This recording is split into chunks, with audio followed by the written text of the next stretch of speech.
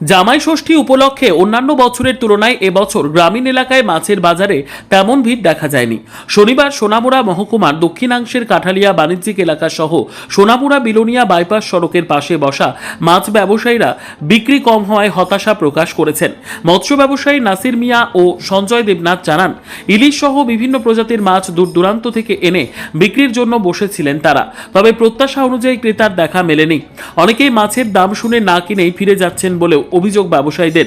জামাই ষষ্ঠী উপলক্ষে প্রতি বছর গ্রামীণ এলাকায় উৎসবের আবহ ও কেনাকাটার ধুম থাকলেও এবছর সেই চিত্র অনেকটাই অনুপস্থিত। যদিও নিয়ম রক্ষার তাগিদে অনেক পরিবার সামান্য কেনাকাটা করছেন, তবুও বাজারে সামগ্রিকভাবে ক্রেতার সংখ্যা কম। স্থানীয় বাসিন্দাদের একাংশের মতে বর্তমান আর্থিক পরিস্থিতির প্রভাব গ্রামীণ পরিবারের ওপর পড়েছে, ফলে উৎসবের জাঁকজমক কমে গিয়ে প্রয়োজনীয় আয়োজনের মধ্যেই সীমাবদ্ধ থাকছে জামাই ষষ্ঠীর প্রস্তুতি। 1500 টাকা কেজি। মাদারাসাদের ইলিশ মাছ হলো 1200 টাকা কেজি। সিলভার মাছ 200 টাকা কেজি। তেলাপিয়া আছে 200 টাকা কেজি। কার্পু 300, কাতল 400 টাকা কেজি। কি নাম আপনার? নাসির মিয়া। নাসির মিয়া। বেচা কিনি কিরকম? আগের তো মন্দা। কি নাম? মাছের রেটটা? সিলভার 200 টাকা। হ্যাঁ, কার্পু 500 টাকা। হ্যাঁ, কার্পু 450 টাকা। কার্পু রুই আছে 300 টাকা। কার্পু 400 টাকা।